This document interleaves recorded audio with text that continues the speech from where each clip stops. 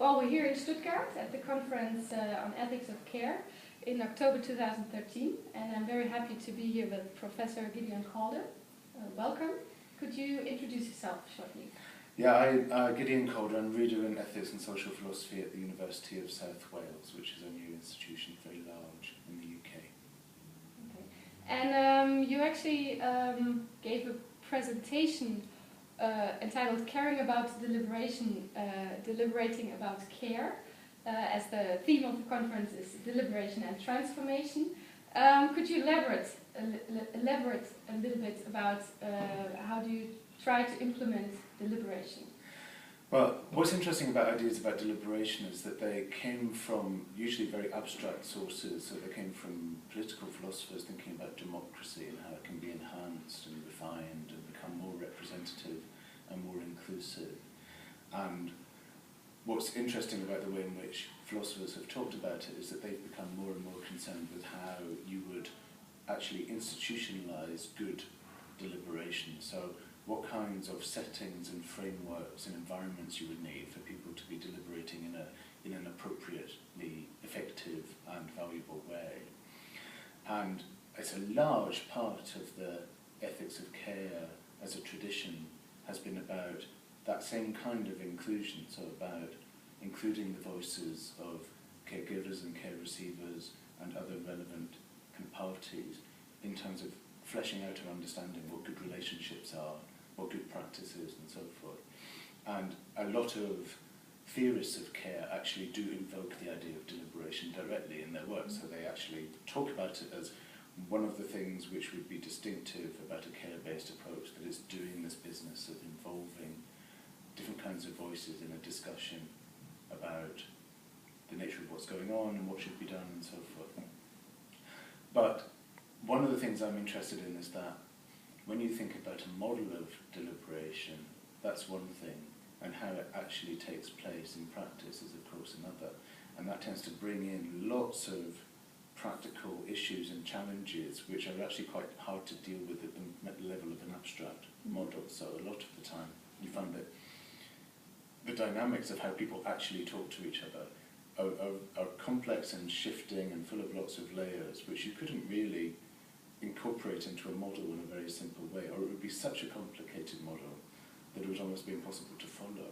But that is how deliberation happens. So different sorts of people, different kinds of shapes and sizes and backgrounds and ages and levels of linguistic competence and different kinds of capabilities in other senses, different kinds of expertise, different professional backgrounds, different roles and situations in society will all arrive in a deliberative context from quite different directions, and they will experience it differently. And so the business of actually really genuinely including all of those voices, I think, is actually very difficult.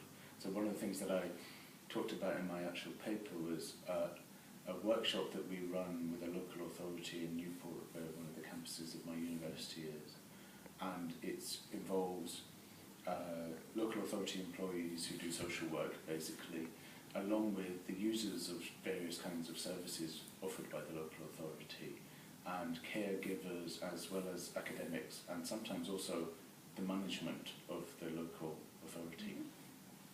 And we try to run exercises where we think about certain kinds of pressing issues which are going on in the provision of social services, and think about the kinds of ethical questions that they raise.